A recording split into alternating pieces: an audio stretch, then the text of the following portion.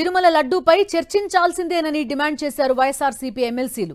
లడ్డూ అంశంలో ఇందాపూర్ హెరిటేజ్ బంధం బయటపడిందని, అందుకే లడ్డూ అంశంపై చర్చకు ప్రభుత్వం భయపడుతోందన్నారు. చంద్రబాబు హిందువుల మనోభావాలు దెబ్బతీశారని మండిపడ్డారు. హెరిటేజ్ బాగోతంపై సీబీఐ విచారణ జరపాలని డిమాండ్ చేశారు. చాలా ప్రజల యొక్క సమస్యలు ఎన్నో ఉన్నాయి. ఈ ప్రభుత్వం అన్ని విధాల వైఫల్యం చెందింది. పేదవాడు కానీ రైతులు కానీ అందరు ఇబ్బంది పడుతున్నారు. వాళ్ళ సమస్యలన్నీ ప్రస్తావించాలని ఎంతో ప్రిపేర్ అయ్యి వస్తే రోజు వాయిదా పడదు. దీనికి కారణం ఈరోజు ప్రభుత్వం ఏదైతే ఉందో, ఈరోజు లడ్డు మీద ఏదైతే తప్పుడు ప్రచారం చేశారో, చర్చకు రమ్మంటే భయపడతా 4 రోజులు అసెంబ్లీ మండలి జరగకుండా చేశారు.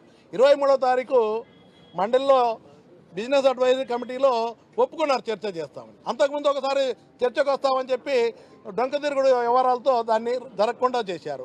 23 మేము మళ్ళీ మండలిలో 3 రోజులు కూడా చేస్తే చర్చకు సిద్ధమన్నారు.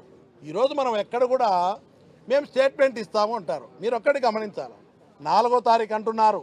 4వ తారీఖు కూడా చర్చకు వచ్చే ధైర్యం లేదు ఈ కూటమి ప్రభుత్వానికి. రాసి పెట్టుకొని నేను చెప్తా ఉన్నా. బీఎస్సీ మీటింగ్లో 26వ తేదీ చర్చిస్తామని చెప్పినప్పుడు మేము 23వ తేదీ నుంచి కూడా 23 కానీ 24 కానీ 25 కానీ శాసన మండలిలో మేము రెగ్యులర్గా మా యాక్టివిటీస్ కానీ అన్నింటిలో కూడా పాల్గొనడం జరిగింది. 26వ తారీఖున వాస్తవాలు ప్రజలకు తెలియజేయాలన్న ఆలోచనతో ఉన్నటువంటి ప్రతి సాక్ష్యాన్ని కానీ, అలానే ఛార్జ్షీట్లో సిబిఐ ఛార్జ్షీట్లో ఉన్నటువంటి అన్ని అంశాలను కానీ వాటన్నిటి కూడా ప్రింట్అవుట్స్ తీసుకొని వచ్చి మేము శాసన మండలిలో చెప్పడానికి నేను ప్రయత్నిస్తే, మీరు ఎక్కడ ఈ విషయాలన్నీ ప్రజలకు తెలిస్తే అసహించుకుంటారో, చెప్పులతో కొడతారనే భయంతో మీరు కనీసం చర్చకు కూడా వచ్చేటువంటి పరిస్థితి కనిపించాల. మేము మాట్లాడడానికి ప్రారంభించగానే మీరు అడ్డుపడినారు. ఏమని? ప్రశ్నోత్తరాల సమయాన్ని కంటిన్యూ చేయమంటారు. ప్రశ్నోత్తరాలని ఆపినారు కాబట్టి నిరసన వ్యక్తం చేస్తున్నాం అంటారు. లేదు మేము స్టేట్మెంట్ ఇస్తామంటారు. మీరు ఒక్కసారి చెప్పండి, షార్ట్ డిస్కషన్ ఒకసారి స్టార్ట్ అయిన తర్వాత మీరు ఒక బ్రీఫ్ నోట్ ఇస్తారు. గవర్నమెంట్ నుంచి ఒక బ్రీఫ్ నోట్ ఇస్తారు. అది ఇచ్చారు.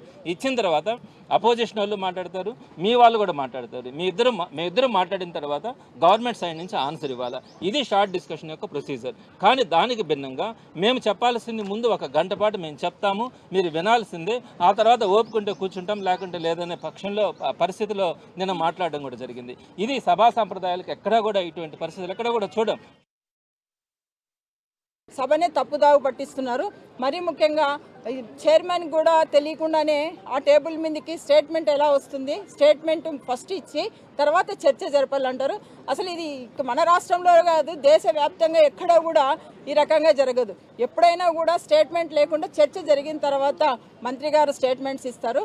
సో ఈ రకంగా వీళ్ళు డైవర్షన్ చేసుకుంటూ సభలో చర్చకు రాకూడదు, తిరుమల లడ్డు ప్రసాదం మీద సభలో చర్చకు రాకూడదు, వస్తే పూర్తిగా వాళ్ళ గుట్టు అంతా బయటపడుతుంది అనే ఉద్దేశంతోనే ఏవైతే వాళ్ళు ఈరోజు ఈ సమస్యలకు వాళ్ళ ఆర్థిక లాభాలు, ఆర్థిక ప్రయోజనాలు వాళ్ళకు ఉన్నాయో అవన్నీ బయటపడతాయనే ఉద్దేశంతోనే వాళ్ళు చర్చకు రావట్లేదు.